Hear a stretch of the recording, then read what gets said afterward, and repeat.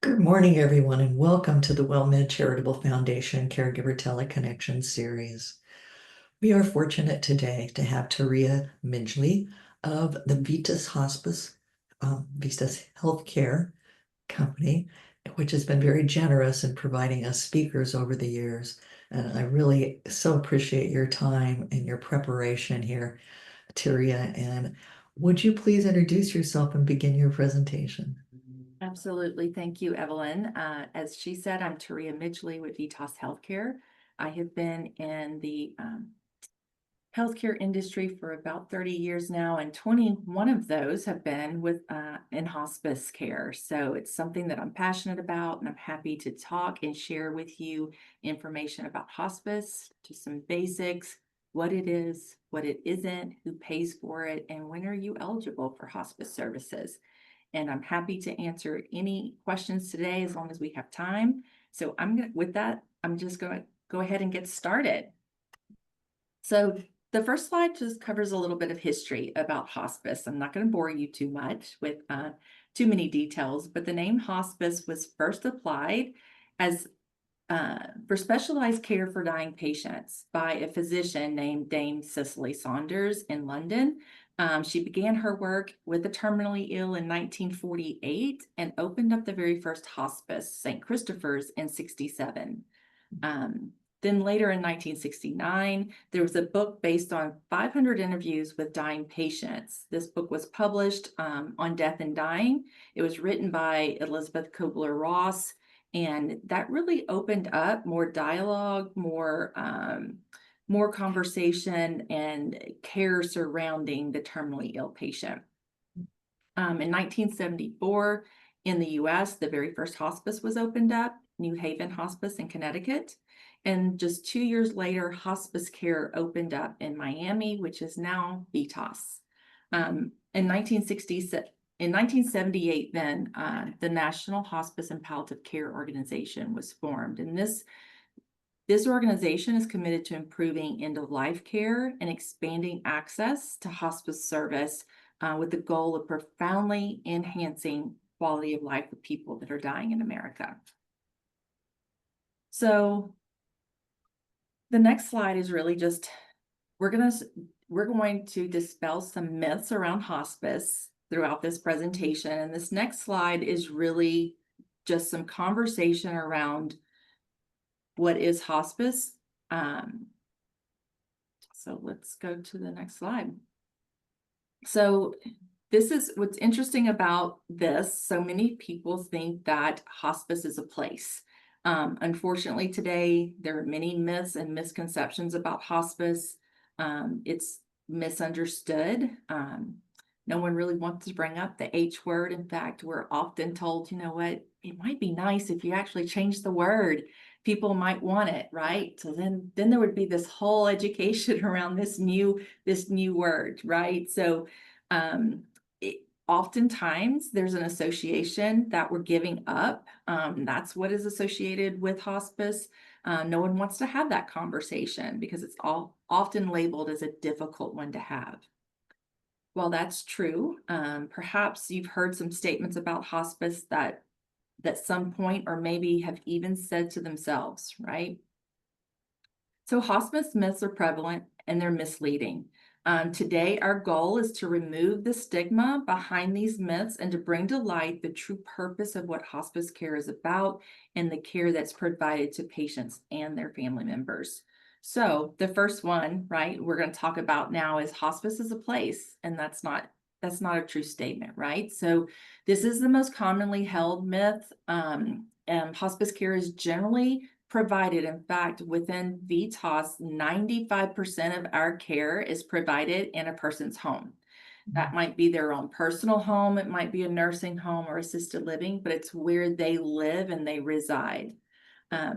There are sometimes patients that are cared for, about 5% of those in a hospital bed or maybe in one of our inpatient units. So the majority of people prefer to spend their final days where they call home, and this is where hospice is actually provided. So let's talk about hospice eligibility. What does make someone hospice eligible. And when we look at that, we look at the Medicare hospice benefit, which was put into place in the 1980s. It is the Medicare hospice benefit tells us when someone is eligible for hospice, right? It's for those patients that the physician has made a clinical determination that the patient's life expectancy is 6 months or less if we were to let that terminal illness run its normal course, meaning we're not doing any life-sustaining measures to keep that patient from passing. So two physicians have to certify that. The referring physician can be one of those, and then the hospice physician can be the other through a determination of a clinical diagnosis. In most cases, patient's physician and a hospice physician confirm that prognosis. It's also important to know that patients, well, that's very hard, right? Sometimes for people to determine. In fact, physicians have a hard time. Well, I'm not sure if they have 6 months or less, right? And so then Medicare actually gives us very specific benchmarks that we're looking for, lab results, decline. We're looking for whether or not a patient, what did they look like 6 months ago versus what are they able to functionally do today? So given those benchmarks, that's when Medicare is saying that patient likely has 6 months or less, and that helps a physician then determine what that life expectancy looks like. So once that's determined, a physician says, you know what, this might be where we are now. This is probably the next level of care that's appropriate for your loved one.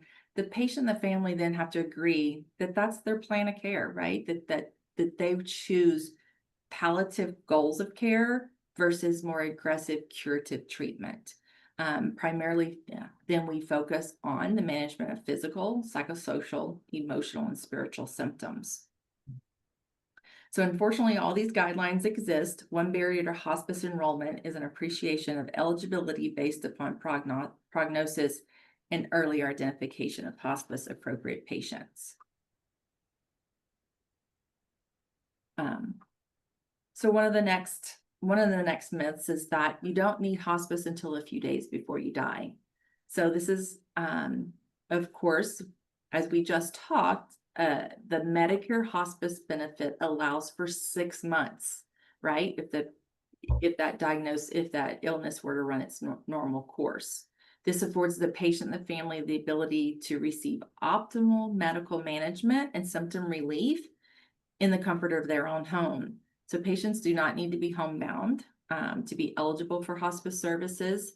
And the NHPCO experts, they've done some studies, and over time they have shared that it's ideal for hospice care to be the 6 months. That allows time for families and loved ones to have their quality time together, be able to close whatever it is they need to close, and allows for a more peaceful and higher quality of life if patients were to have more than just a few days.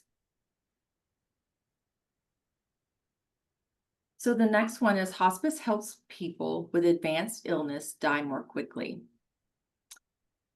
I couldn't even begin to tell you in over 20 years how often I've heard this, even from healthcare professionals, that this is something that they believe happens. And it's very challenging, right? Whenever we hear this, especially when we see this, when we see the care that we're able to provide to patients, right? So in reality, just the opposite occurs. There's actually research that was published in the Journal of Pain and Symptom Management that found that Medicare beneficiaries who opted for hospice care lived an average of 29 days longer than patients with the similar type of diagnosis who did not take advantage of hospice.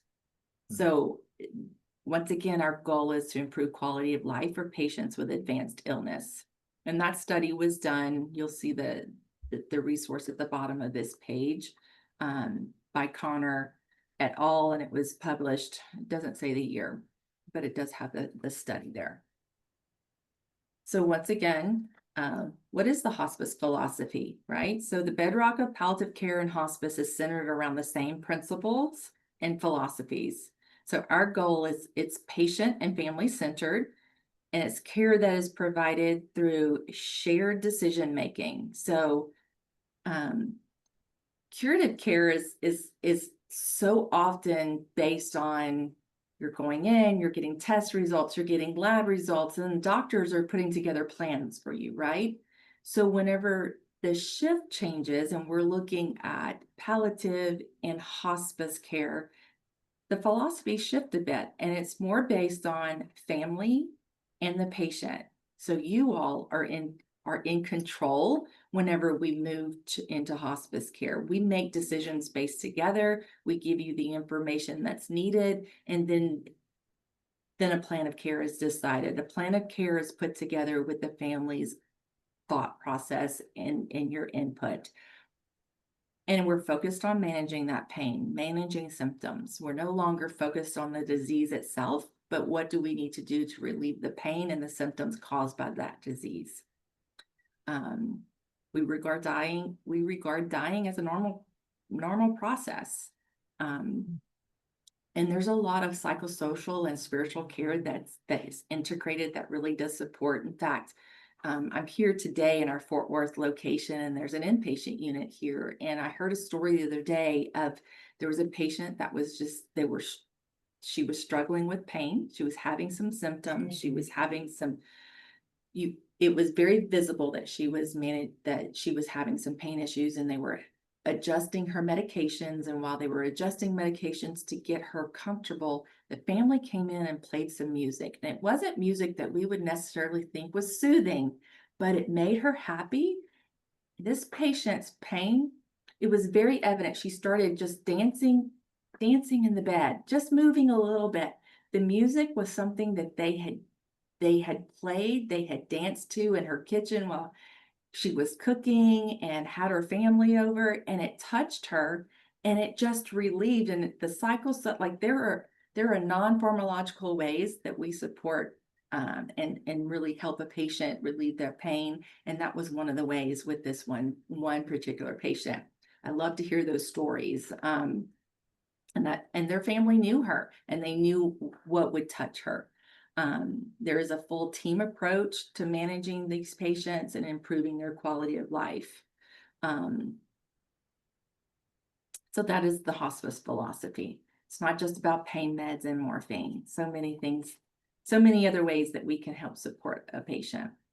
So when we look at the Medicare regulations, once again, Medicare determines when patients are hospice eligible, what type of diagnoses the patient is appropriate for. And these are some of the main ones, right? So often for many years, hospice and oncology diagnoses, cancer was related, right? It was very easy to think hospice for an oncology patient, but as hospice has matured and we've developed in the care that we provided, Medicare has added other diseases such as cardiac disease, those patients that have heart failure, maybe lung with COPD and emphysema, the different types of Alzheimer's and dementia patients, as well as stroke patients. Sepsis is also another diagnosis that we oftentimes admit patients, especially out of the hospital setting. Renal disease, liver disease, ALS, and then of course in the 80s, AIDS was also another diagnosis that was added. So when we look at disease progression, and I mentioned that earlier, there's a lot of what we look at is it's not all black and white. It's not all laid out when these are the labs for this patient, and this is what's happening with their disease. There's a lot to do with functional decline. As a patient has a terminal illness, and we begin to see functional decline in that patient, that is a huge indicator that hospice may be eligible. They may be eligible for hospice, and that may that may be the next step and the next level of care that's appropriate for that patient. When we say decline in functional status, we utilize the palliative performance scale. But what that really looks at is activities of daily living. There's the 6 activities of daily living that we look at. If a patient is dependent in 3 of those, that's a huge indicator. And when we look at deterioration, we're really looking at the last 4 to 6 months. Has that patient begun to be more dependent in their activities?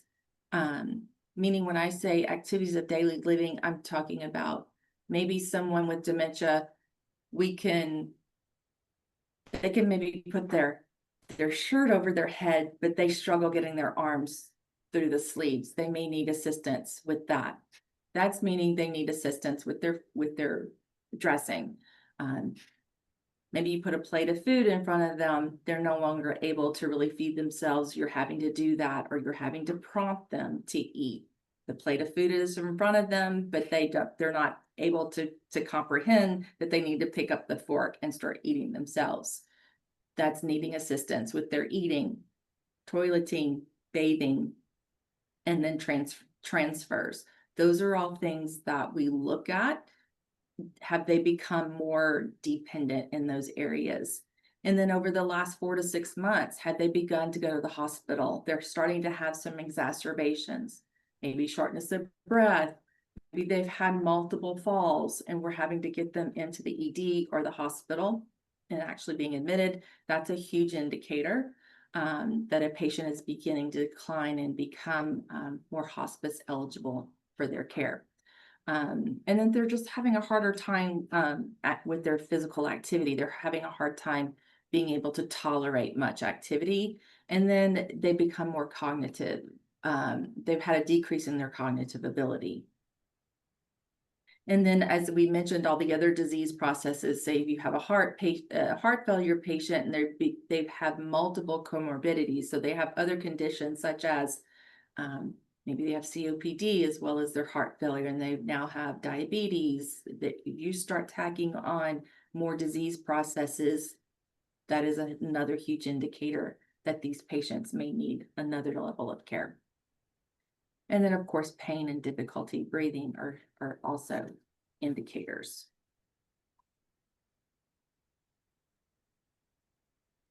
So hospice is a last resort when nothing else can be done. So many people see hospice as a giving up. I've talked with many families over the years, and that is their perception. Whenever we talk about that, one of the things we talk about is we start asking the question, when a patient becomes more terminally ill and they're more in the last stages of their life, they're going in and out of the hospital, we start asking those questions. What does that look like when they go to the hospital? What are they able to do for them? And when they're able to start articulating what's really happening, it's very palliative in nature, right? They're managing a symptom. If the patient does not want to be on a ventilator or have excessive treatment done, then what's being done pretty much is palliative, right? So we do the same things, right? Whenever a patient is coming into hospice, it doesn't mean that we're going to no longer care for the patient. We're going to provide optimal medical care, such as managing symptoms, managing pain, reducing anxiety. What we're not going to do is try to cure the disease. It's been determined that it cannot be cured, but we are going to do a lot. We're going to be very aggressive with symptom management, offering spiritual and emotional support with the goal of improving the quality of life for the patient and their families. So it's not a giving up, it's just a shift. It's just a shift in the type of care that we're providing. We're no longer trying to cure, we're just trying to manage symptoms, which may have been all that's been done over the last few months anyway. So one of the things that I've heard a lot about as well is hospice discontinues all medications and treatments. While that may have been true years ago with hospice, and some hospices do this, patients can continue to receive treatments that provide symptom relief and improve their quality of life. So, for example, a patient with advanced lung disease who's currently on an inhaler therapy that allows them to breathe better can continue this therapy while receiving hospice care. We mentioned heart failure. There's oftentimes medications that a patient is on for their heart failure, that if those medications are continuing to help relieve symptoms, those medications would be continued. So we're not stopping treatment, we're not stopping care. Those things would continue. This is another. So this was, this kind of goes hand in hand with the other conversation that we had, that hospice is for the end of life for the last few days. This has also been something that's been said to me. Well, hospice administers morphine and that hastens death. When a patient's on hospice, a plan of care is established together with the patient and the family, right? We talked about that earlier, in that plan of care is very individualized, and it's based on the patient's very specific physical and psychosocial needs. So only if a patient needs morphine to relieve shortness of breath, pain, or the active phase of dying, does a hospice physician actually prescribe them a dose of morphine. And they always start with the lowest and titrate up and make that adjustment as needed to provide comfort. Many of our patients never receive morphine, as stated here. So not every patient on hospice requires or will ever receive morphine. There are also other pharmacological and also non-pharmacological approaches to managing pain. Just as I mentioned earlier, music, that family knew what was going to touch their loved one's heart and get to her. So does anyone have questions so far? I know I'm like 12, 13 pages in and I haven't asked anyone.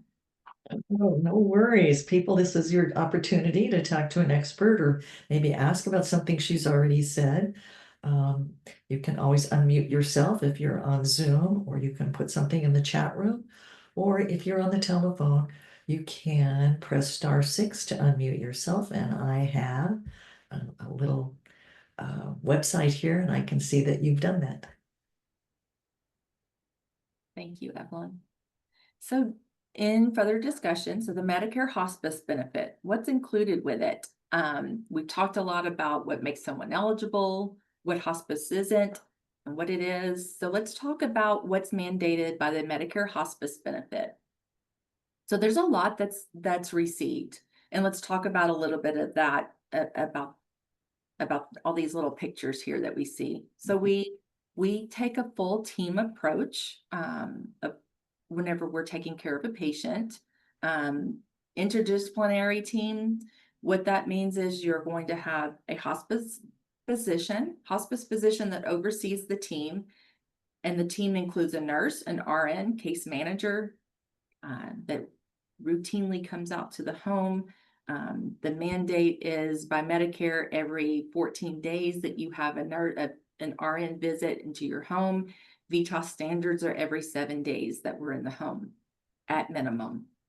And as we mentioned earlier, every plan of care is very different and individualized for each one of our patients. And it might mean that you need an RN visit twice a week. Whatever is happening with the patient right then and there, the plan of care is determined, and it determines how often the interdisciplinary team visits and cares for the patient. So you've got the physician, the nurse, a home health aide, so to come in with help with bathing, dressing, that type of thing, feeding if need be. There's also a chaplain to help care for spiritual needs, and then a social worker to help with psychosocial needs as well. We also have volunteers. Those are all part of the hospice team. Home medical equipment, so anything that is needed for patient safety and care is going to be provided by the hospice and delivered directly to the home. Medication, so any medication that is needed for comfort that's related to the hospice eligible diagnosis is going to be provided 100% by the hospice service. Bereavement support. This is something that I think is looked over so often. Bereavement services are provided most often by our chaplains because they've already have that relationship with the patient patient's family. So they often continue this service, and we do it up to 13 months after the patient has passed. And there are a number of ways that we touch the family afterwards, through newsletters, through letters, through support groups. We have memorial services, and then there's the one-on-one touch from the chaplain. And this helps the family member, that primary caregiver, get through all of the firsts after a patient has passed. So through the first anniversary, the first birthday, the holidays, and then through the actual anniversary of the patient passing. We have gone beyond 13 months, but that's typically about how long the bereavement support is provided. Then the 4 levels of care here at the bottom. So routine care, we talked about that in a patient's home. That's about 95% of all hospice service is provided there, wherever the patient calls home. Inpatient care and continuous care are 2 different levels of care. They're higher levels of care when we have a patient that has an uncontrolled pain or symptom, and that sometimes requires them to go to an inpatient unit for a time. It might be 2 or 3 days, it might be a week, until that pain or symptom is managed and they can go back home, or sometimes that is their last stop.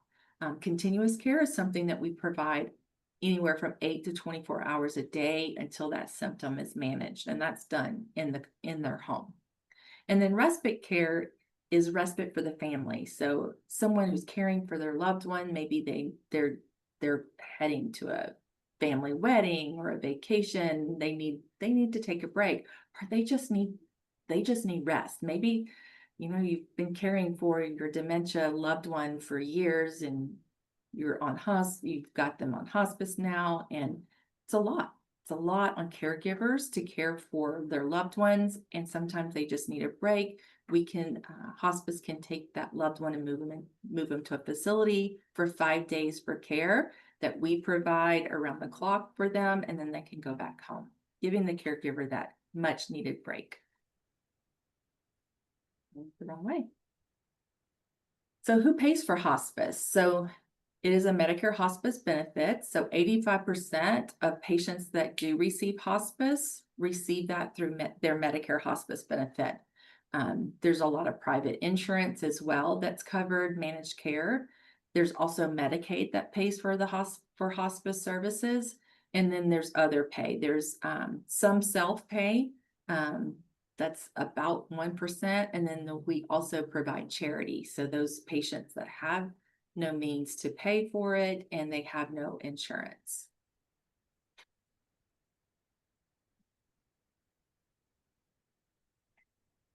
See a couple things in the chat. Did you Sorry. watch the chat? Sorry, it just happened to pop up on my screen. I think that was just Minerva telling people about our podcasts.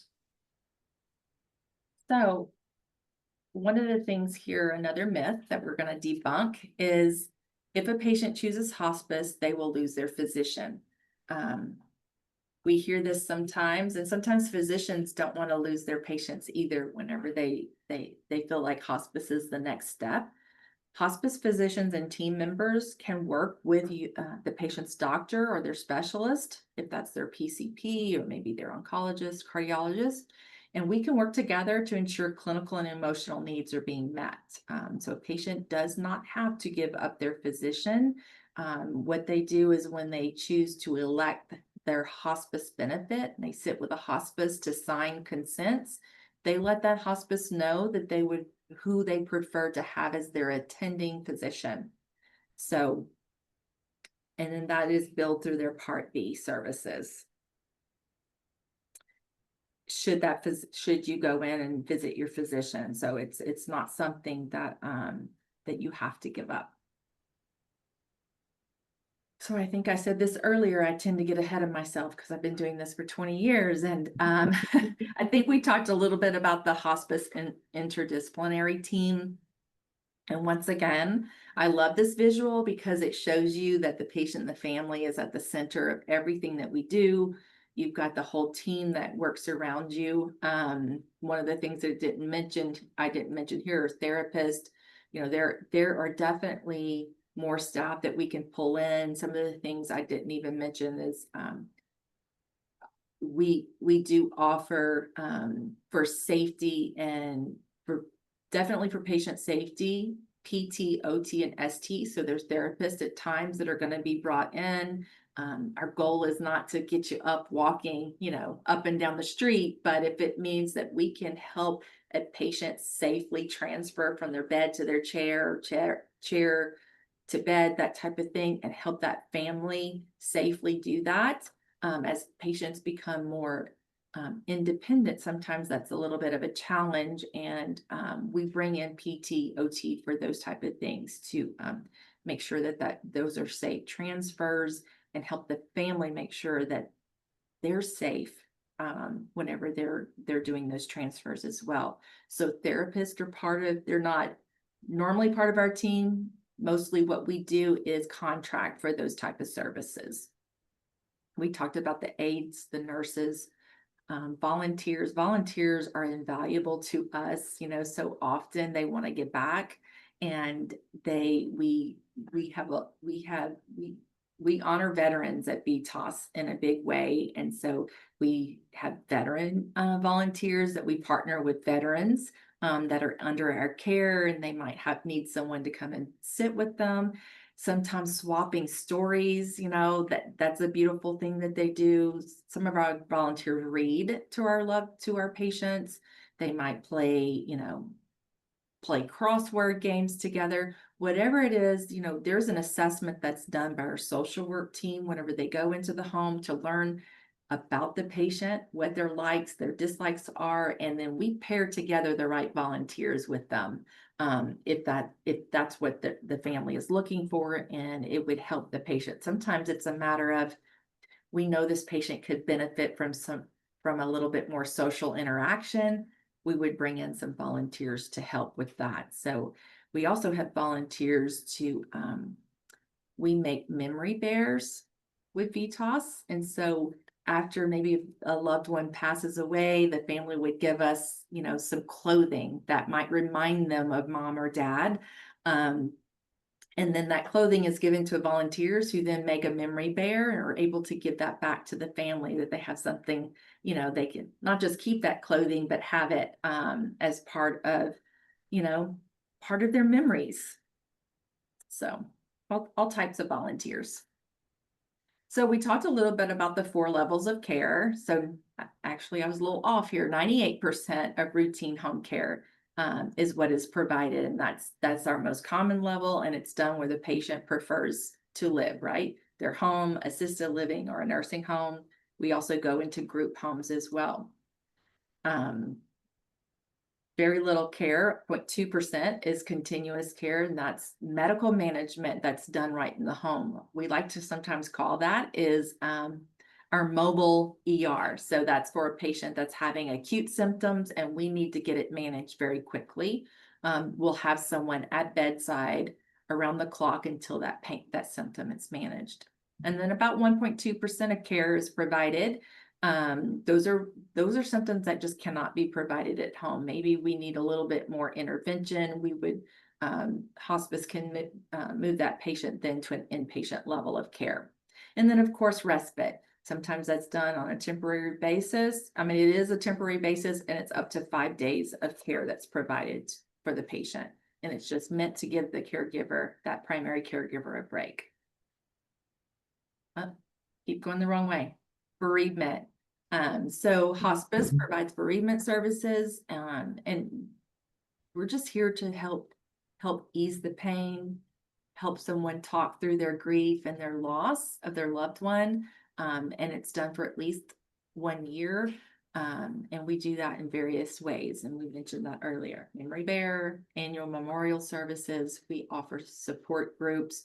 We have VITAS wide. We actually have bereavement, like memorial services that are virtual. Anyone can join those. You don't even have to have been a VITAS, family member. But we try to provide a lot to support families through that grief. So reinforcing hospice facts. So if a patient chooses hospice, they're obligated to stay on service. This is not true as well. Hospice is a choice. It's a choice that a patient and the family make together. And at any time they can choose to revoke their hospice status. Um, Typically when this is done, it's done because maybe they've had a change of heart and they've decided maybe they do want to go back and try that one last round of treatment with their chemotherapy or whatever the case is. A patient can absolutely choose to revoke their hospice services, and they can come back on service whenever they choose. So another myth. So this is a myth that states that patients do not have to have a resuscitation order to receive services. I've been asked this before. In fact, some hospices do require this, but it is not a requirement. Patients may choose to come on hospice. You know, sometimes it's taking baby steps, right? Because this is such a hard word and such a difficult place for families and patients to go. Maybe they're ready to take that step to hospice, but as we engage with that patient, we get to know them. We're continually having goals of care conversations to make sure that their goals really align with the hospice philosophy to ensure that they do have a peaceful passing at home. So I would say maybe 1% of our patients that sign on do not resuscitate order at the time that they admit to hospice services, but they eventually come, we're through education, and that's a lot of what it is just education and in ongoing goals of care conversations. So what is the hospice impact? When we look at the hospice impact, hospice care is associated with one, better symptom relief, allowing the patient and the family to meet their goals. When we talked just a few minutes ago, what are their goals? What's their goal for their care? This allows them to reach that goal and to improve their quality of end of life care. Families of patients that are enrolled in hospice more often reported that patients receive just the right amount of pain medicine due to their dyspnea, so their shortness of breath. Families of patients enrolled in hospice also more often reported that patients' end-of-life wishes were followed and that they received excellent quality end-of-life care. Families of patients who received less than 30 days of care reported those families that received greater than 30 days of hospice care reported the highest quality end-of-life outcomes. So in conclusion, we're here at the end. Some of the myths that we debunked today, right, is hospice is a service. It's not a place. So it's a service that's provided to patients anywhere they call home. It's care that provides comfort, and it supports the patient and the family as they have an advanced illness and they choose to it's no longer responding to cure-oriented treatments. Hospice, we make the most of the time that does remain, and it is actually covered by their Medicare hospice benefit and most insurers. So I love this quote by Dame Cicely Saunders, right? She is hospice. She started the very first hospice in 1967. And this is beautiful, right? You matter because you are you. You matter to the last moment of life, and we will do all we can, not only to help you die peacefully, but also to live until you die. And that's what hospice is really about. Lovely.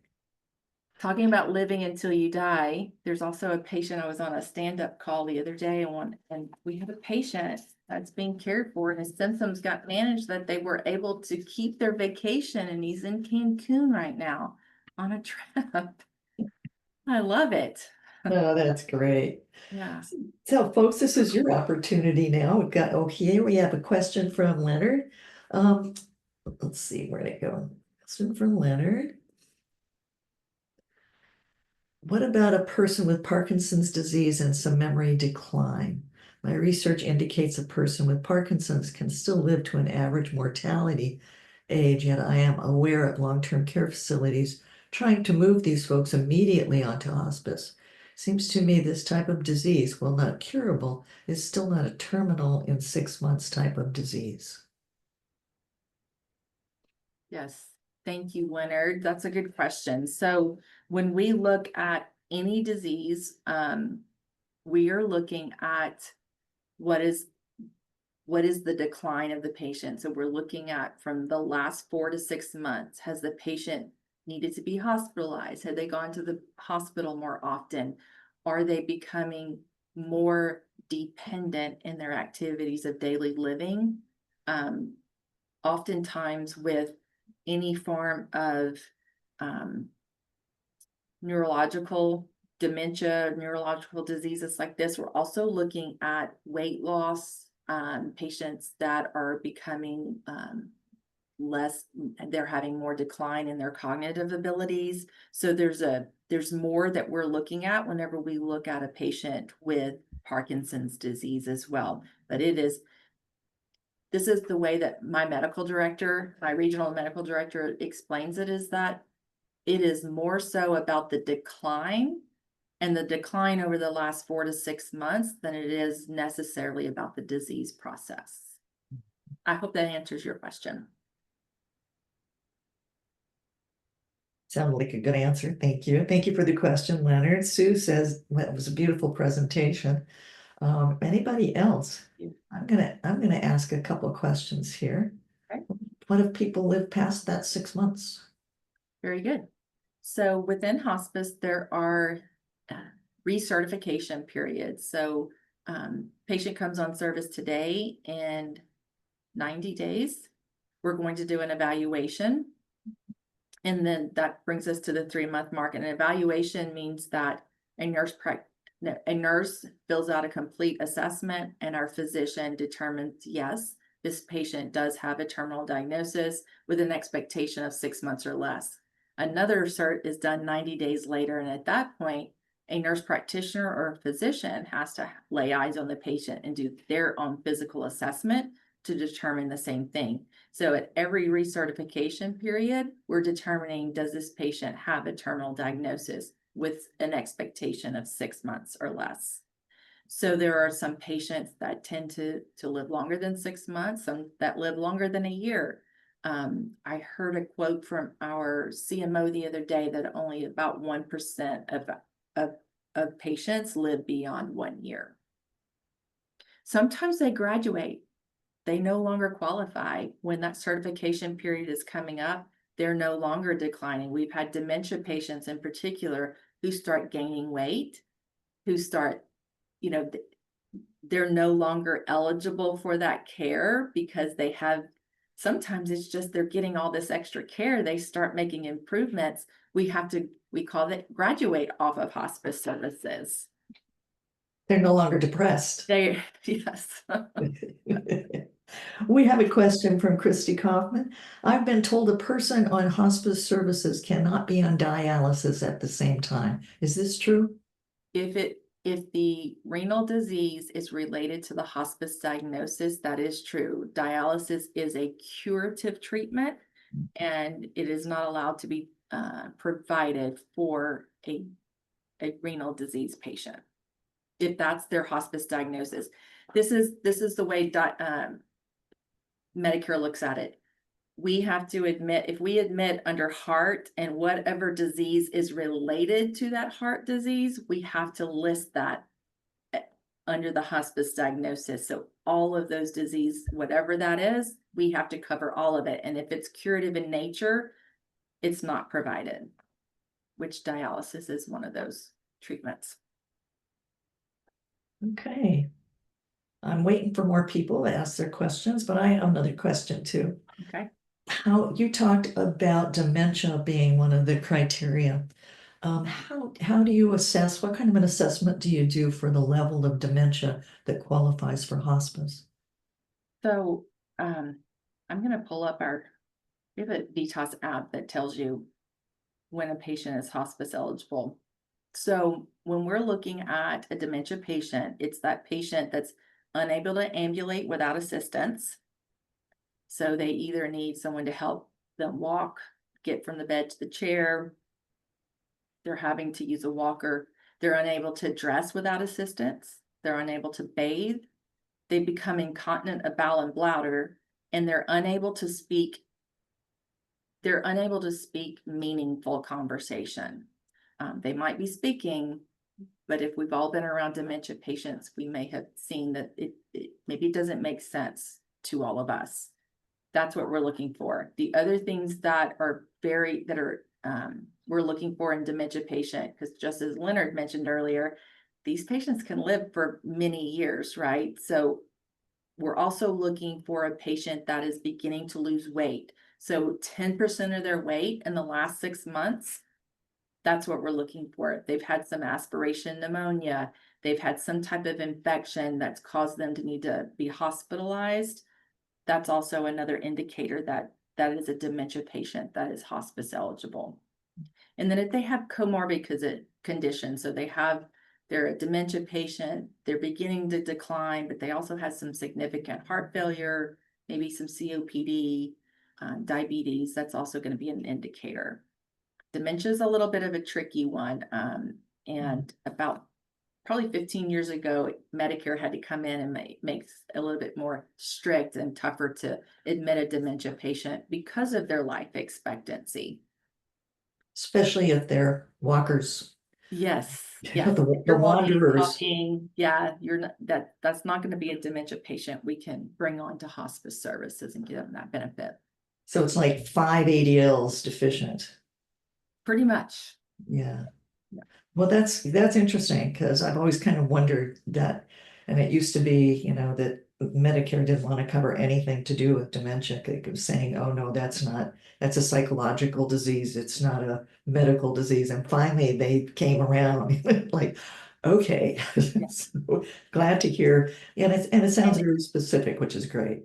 and this is a disease that it really affects caregivers in such a huge way, right? I mean, like how many, like, I've had it in my own family multiple times, and the caregivers really burn out by the time they even get to hospice. They're hospice eligible.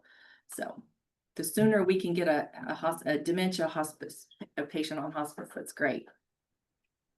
Okay, so we have a question from Patricia. Is a pacemaker considered cure-oriented or more of symptom management? It's more symptom management. Those devices are typically turned off whenever we do get someone onto hospice services. The defibrillator for sure. We're definitely going to turn off a defibrillator. But a pacemaker, we have patients on pacemakers all the time. Excellent. Anybody else? You've asked some good questions here, helping Yeah, us out. good stuff. Barb, Go ahead. Barbara put a question as well on the chat. Oh, I'm sorry. Barbara, I'm sorry. I am still confused. I am confused. If a person is admitted for a heart-related diagnosis and is getting dialysis for renal disease, do they continue dialysis or not? Okay, that's another good question.